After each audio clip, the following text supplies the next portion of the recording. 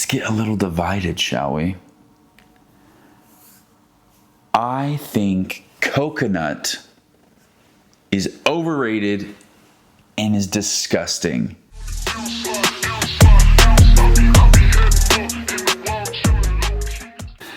Well.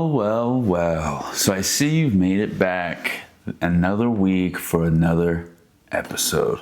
Well, I'm glad you guys came back because I actually have some good stuff to talk about this week.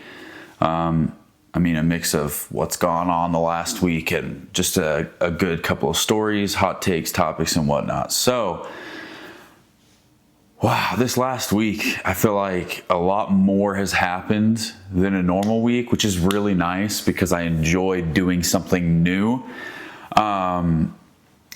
First thing that comes to mind is there was a poly market. So it's an event thing that was showing appreciation towards different Polynesian cultures. Liz, she has a customer who invited people to come out to support them. So Liz and I went. Oh my gosh, it was so fun to learn about like the different islands and how, their culture is different. And they had some treats. I had like this ube crumble cookie, really good. And then I had like a butter chicken. I forget what it's called, but it's like circular like this and it's thick and it was delicious. And then I got some cool face paint. You could see on my Instagram. I posted about it on my story. I guess at this point the story probably is expired, but my profile picture has the face paint on it because I thought it was kind of cool.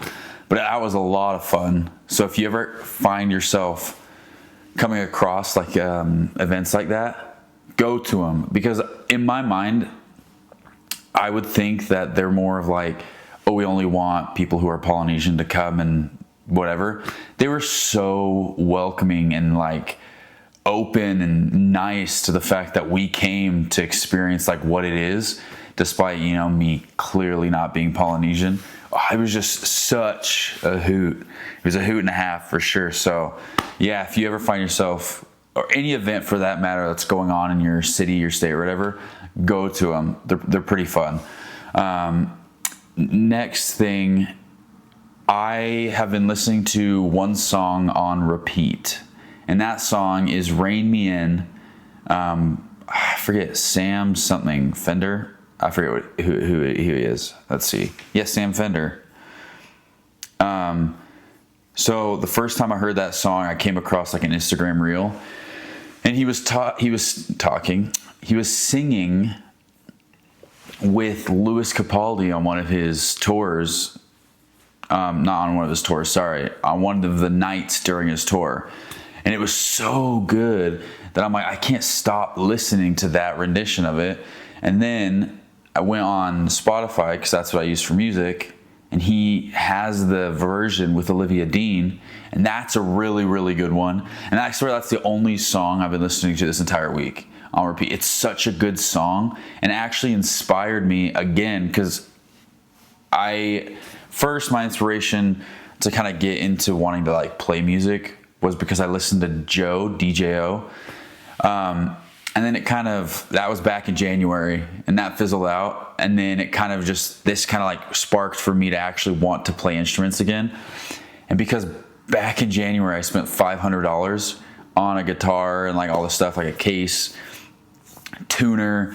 Apparently the guitars will warp over time if you're in a dry climate, as Utah is. So having it was like a humidifier thing. It's like a thing this big that's blue, and it's got little crystals in it, and you fill it up, and then it has a tab on the top that you put between the strings, and it hangs, and it keeps your guitar basically moist enough so it doesn't warp and bend, so it has that crisp sound. So I spent $500 on that, and I was thinking, wow, like this song's great, the guitar's in it's great, the vocals are great. I need to start playing guitar again. So I actually picked up playing guitar. The last couple of days of the week, I was doing it. First, I was following the book that it came with, or that they provided for me, because they're like, oh, you're spending that, we'll throw this in for free. And I was doing that, and it was just so frustrating because I feel like I should be picking it up quicker. But also, I feel like I'm not progressing. Like mentally, I know where I want to be, but because I'm just not there yet, it was kind of frustrating. Second day, I was practicing the same thing, and then I came across like an app called Musician. So I'm trying that out to see if that actually helps. It seems like it's a Duolingo of guitar or musical instruments, because it said there was like ukulele, bass. You could do vocals and crap on that too. I think there might have been piano, but I'm going to see how that is for guitar, because I just want to kind of get into it. And from what I've searched up, the biggest thing in the beginning is muscle memory. So like learning to know where to put your fingers on the neck, so you're not too close to the frets, but you're just like where it needs to be. So yeah, that's pretty cool. I mean, I don't feel like I'm making any progress, but taking it one day at a time, because in 2 weeks from now, 3 weeks, a month from now, I'll look back and I'll actually be a lot further, just baby steps. Next, I just recently watched this movie. I mean, if you guys are into psychological thrillers, I would highly, highly, highly recommend it. I think it was too long for my liking, but at the same time, it was just so like, I hate the chick, dude. So it's Gone Girl. It's a couple years old by now, but essentially, from what the trailer was, is you don't know if the husband killed or didn't kill his wife, because she just randomly went missing. So like, he's having a hard time with it, but at the same time, people are like, well, why isn't he acting more sad or whatever about it? So it kind of leads like, did he kill her or did he not? Like all this other stuff. I would totally recommend it. I mean, it's years out, so if you haven't seen it, I don't want to spoil it, but I mean, it's kind of your fault as well as mine for, but I'm not going to tell you what happens in the end, because if you haven't seen it, watch it. It's juicy. It's 2.5 hours long. So you better be in for a long ride. That actually just got me thinking. I have been trying to like get into things that kind of make you feel present, right? And I bought a Dutch oven, a cast iron Dutch oven yesterday, because I want to get into bread making. I just want to make bread. So I made my first loaf of bread yesterday. It was pretty good. It came out really nice and crispy. The crunch when you crunch it up. Liz was really adamant on eating the bread, so it was kind of a little.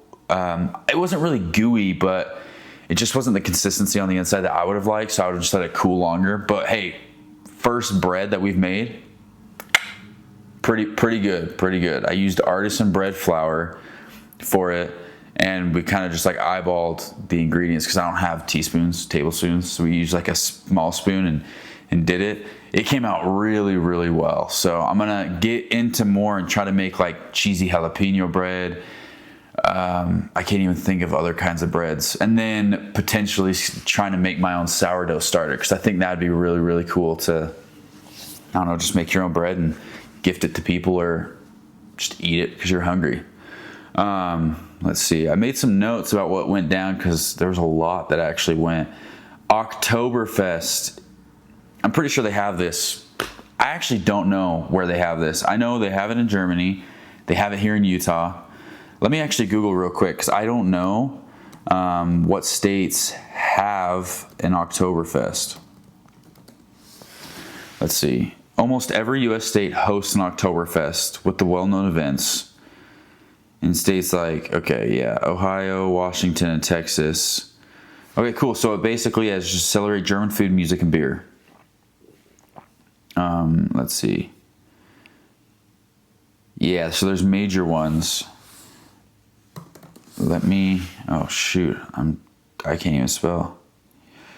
But yeah, I know they have one here, and yeah, has some incredible massive festivals. So at Snowbird, we have an Oktoberfest, and I think I've been there two times. The first time I didn't really drink anything, because I'm not a huge drinker, but I think depending on the occasion, especially if it's like cultural, obviously I want to feel a part of the culture. So last year when we went, I got one of those giant mugs and had a beer. And then we had brats and stuff like that. And this year I want to go again. So I'm actually planning on going with a bunch of my friends who I invited. So whether they go or not, I'm going. I'm going to get a beer, get some brats, enjoy the music. It's beautiful because the closer it gets to fall, obviously fall trees and stuff. But if you've ever been up to Snowbird, I feel like Utah has some of the most beautiful leaves in the fall, especially if you hit at that right moment. We're going at the end of August, so it's still summer, but when I was looking at the temperature, the high was like 70s up in Snowbird. So it's going to be pretty chilly. And because based on the time, since we're going on a Saturday, we'll probably be going in the evening, which means it'll be even cooler. But yeah, gorgeous. And then they got good food. They have loads of like different kinds of beers that you can get.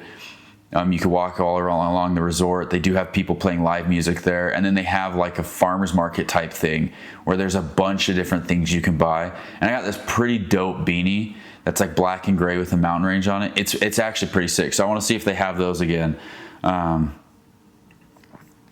yeah, let me see. Let's see. I think that's just about everything that happened during my week. So enough about my week. And actually, before we learn a new word for this week, let's give an update on last week's word. It was incredibly hard to try and put into a sentence naturally because it's a descriptive word and it's a very specific descriptive word. So it's a good one to use if that occasion ever comes up. So it was really hard to try and figure out where to input it.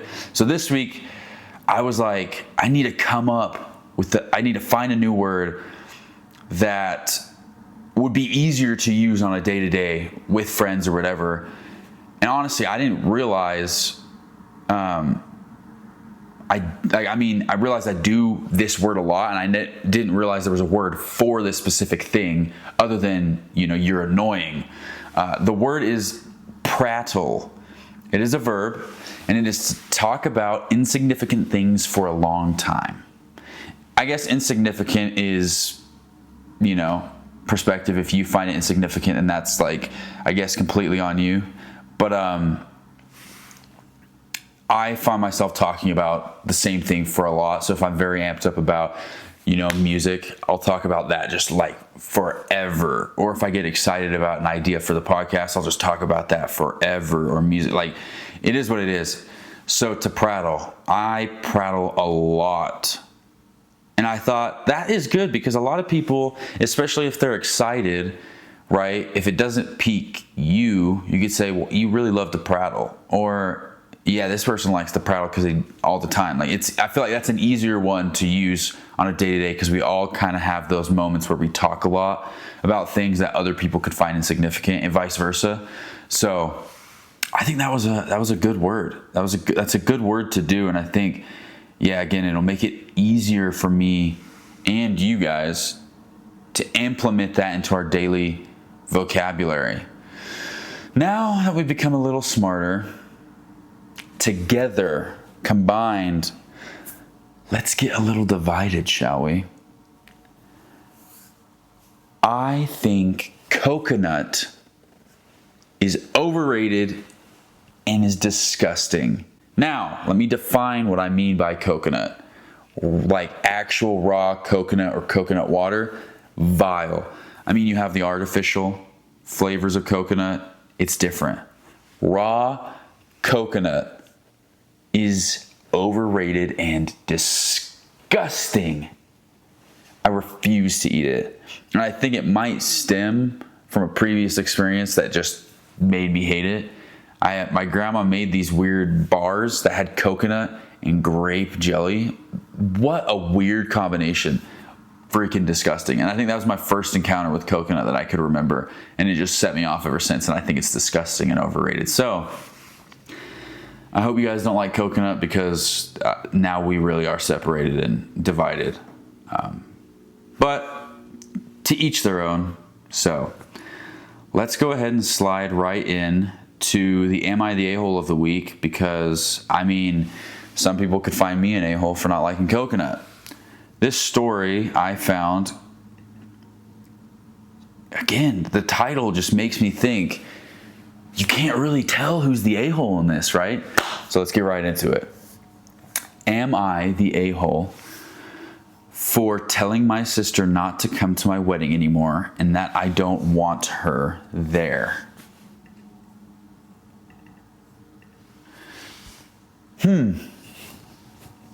See, it's like, if it's your wedding, you could tell anybody that you want that they can or cannot come. But your sister, bro. All right. Last week was my wedding, and I told my sister not to come the day of the wedding. I'm 29 female, my sister's 21, and she's bipolar. She has never taken accountability for anything in her life. She's messy, doesn't clean up after herself, barely showers, and is always late. Ooh. I get a lot of that, but showering.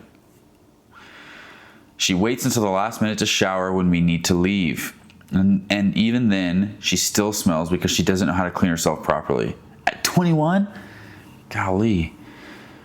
We've told her over and over again to clean herself, but she just doesn't care. She has zero responsibility. She doesn't go to school. She dropped out 3 times. She dropped out of 3 different undergrad programs. She doesn't work. She got fired after 1 day because she showed up completely stoned. Oh, this chick needs therapy or something. So last week was my wedding. We were supposed to leave in 30 minutes. I still live with my parents since it's a cultural thing. Fair enough. I was already in my wedding dress with my makeup done when my mom came into my room and told me my little sister wasn't ready. I was already pissed, as you should be. I could hear my older sister yelling at her, and I had warned her the day before and pretty much every day not to pull this on my wedding day. She did the same thing during my sister's wedding. She was still sleeping. She spent the night playing video games. I told her to get up. We were leaving. She mumbled that she was going to, but her eyes were still closed and she was still in bed. I know her. I lost it. I told her she was selfish and that I was sick of her pulling this crap, even on my wedding day. That I was already stressed and exhausted, and if she didn't want to come, then she should just stay home. That I didn't particularly want her there anyway, but unfortunately we share blood. So I felt like I had to invite her for my mother's sake. My mother knows that I don't like my sister, and I also made it known to my sister multiple times. Okay, pause because it's going to get heated. Fair enough. I feel like you can't, let's see.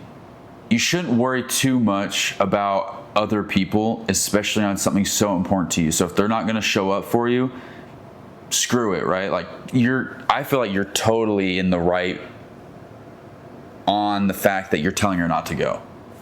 If she's not going to be respectful about the fact that this is going to be one of the biggest days of your life, and she also did that to your sister, and clearly you don't like her, like she should either say, hey, I'm not going to go because you don't like me, or be respectful, like, okay, this is a big thing.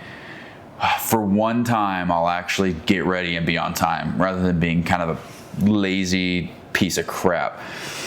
So let's get into the juicy bit. My sister told me to calm the F down.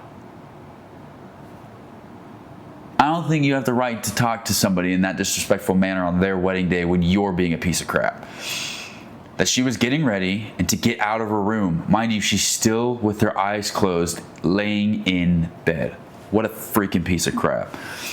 I'm fully on the bride's side with this whole thing, because that would piss me off if one of my siblings did that, knowing how important my wedding is to me.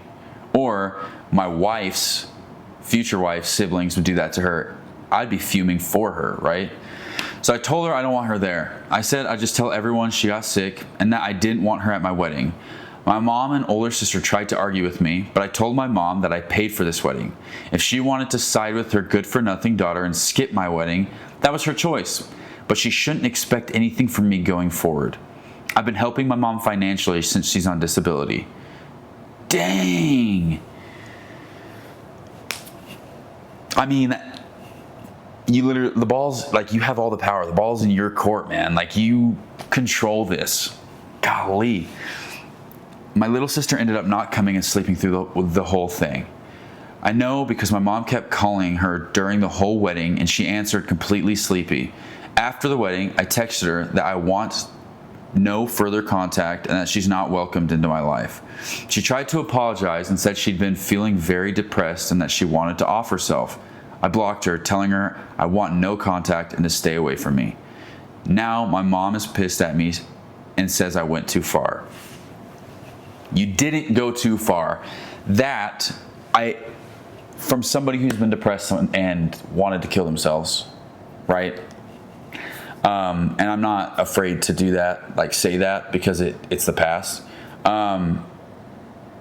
It really does seem like your sister is more lazy than suicidal, in a sense. I mean, I don't want to assume, but based off of the description of what you said about your sister, she does seem to just kind of be like a lazy good for nothing kind of, it is what it is. She might be depressed, but I think it's one of those things as well that getting so angry up until the point of like your sister wants nothing to do with you anymore, and then be like, well, I'm so sorry, I've been wanting to kill myself. It's like, okay, well, what if she believes you and then this happens again and she says, all right, we're done this time, and then you use that same reason again? Now it sounds more like an excuse. I feel like that's just like almost a very convenient time to bring up that you've been wanting to kill yourself, right? Most people who want to kill themselves don't tell anybody, regardless of how dire a situation gets. If someone wanted to cut me out of their life, I probably wouldn't tell them like, sorry, I'm having a rough time, I want to kill myself. I'd just be like, nice. And then that'd probably give me a further reason to want to kill myself. You know what I'm saying? Not like anybody should kill themselves. Let's preface that. Killing yourself is never the answer. Ever. From someone who's attempted, honestly, to realizing that this is the stupidest thing ever. There's more to life. There's life, that's about as low as your life can get. You can only go up from there. And when you view it like that, it kind of is like, okay, shoot. And there's so many different resources, hotlines, people, like just reach out. People care about you. So I think it was just very convenient. I'm on the sister side. I wouldn't want anybody who caused that much of a negative impact on my life to continue to be in my life. You know what I'm saying? You need to protect your own happiness, regardless of being blood related to them or not. So let me know what you guys think about the situation, but I'm 100% on the bride's side, that the sister's she kind of needs to get her life together. Even if she does want to kill herself, it's one of those things of like, again, it's a convenient time to mention that, to try and save face, so to speak, right? And I don't think it's too far, because if you know that there's some toxicity with that sister and you don't want that in your life, like, you do you, boo. Your mom needs to grow up. Like, people make their decisions for the reasons that they have. Not everybody might understand the reasons of why they made a decision, but just stand by it, stay strong. So I completely, I'm on the side of the bride. I feel like that kind of a little bit segues into what I want to talk about, emotion, right? Our emotion and how we can understand it, but more on the topic of musically, because when I was listening to that one song earlier, Rein Me In, I felt like there's just so much passion behind it, and I could feel it, and I could get like emotionally invested in the song, and it makes me want to write music because I'd be emotionally invested in it, right? First, I got to learn how to play guitar, but I want to talk about how music elicits emotion and how music has a huge impact on our emotions. So, let's see. Alrighty. Music is so powerful because it activates nearly the entire brain at once, directly stimulating the limbic system to release feel-good chemicals like dopamine and synchronize our physical body rhythms. We got brain and body connections. The limbic system activation. Sound waves travel to the auditory cortex and they quickly reach the limbic system, the emotional and memory center of the brain containing the amygdala and hippocampus. We got the dopamine release. Enjoyable music triggers our reward pathways, releasing dopamine even before our favorite part of the song arrives through musical anticipation. You got rhythmic entrainment. Our bodies naturally match external beats, causing our heart rate, breathing, and brainwaves to sync with the song's tempo and rhythm. I didn't actually know that. That's actually pretty wicked, though. So we have going into our hippocampus and amygdala, whatever that word is. We got releasing dopamine, and then it helps sync our whole body up to the song. So that's why we feel it more. There's memory and expectation sides to it. There's triggering nostalgia. The auditory areas sit right next to the memory storage hubs in your brain, and familiar notes can instantly unlock vivid past events and deep feelings. There's also tension and resolution. Songs use patterns of changing notes that build up and release mental suspense, mimicking the natural rise and fall of human emotion. That's actually kind of cool. Oh my gosh, I need to find this word. I just had it. It was basically talking about, let's look at the history. Why not everybody feels music the same way. So yeah, nobody feels music the same. And it's because it was saying small differences in our ear, whatever, so we hear it a little bit differently. Apparently only half of people experience this thing called musical frisson, which is physical goosebumps or chills when a song hits emotional peak. So I experience musical frisson all the time. One song that I really do, which I'll actually mention later because it has to do with the question of the week. So just basically, let's go back to musical frisson for a second. Is a heightened emotional response tied to how your brain connects sound to your reward system. Experiencing strong emotions across all genres also shows you have high musical empathy and open ears. I get that way. There's a lot of music that just gives me the chills and just makes me just like really, I don't even know, it's like euphoric almost. It's such an amazing thing. So the science behind the chills are, you got the dopamine rush, the song builds and hits a peak, brain releases dopamine, the tingling sensation. Brain connectivity, people who get goosebumps typically have denser volume of nerve fibers connecting their auditory cortex, hearing center, to the anterior insulator cortex, their emotional processing center. And then the surprise factor. Your brain constantly predicts what note comes next. When a song breaks that expectation with a chord change or a soaring vocal, it triggers your automatic nervous system. And then basically, because I have what they call a multi-genre emotional range, there's just a few things. So if you experience it, you'll probably relate to this. High musical empathy, feeling deeply moved by diverse styles, means you easily pick up on the emotional intent of the creator, whether it is through a heavy bass line, a classical violin, or a pop melody. Okay. Acoustic features, your brain is likely tracking the universal parallels of musical emotion rather than the specific genre style. For example, your brain reacts to mode.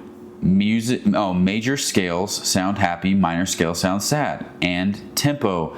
Fast sounds energetic, slow sounds melancholy across any type of music. That is true. I listen to certain music that gets me amped up because it's like, There's certain music like Jack Johnson that just puts me in like a happy, good vibe.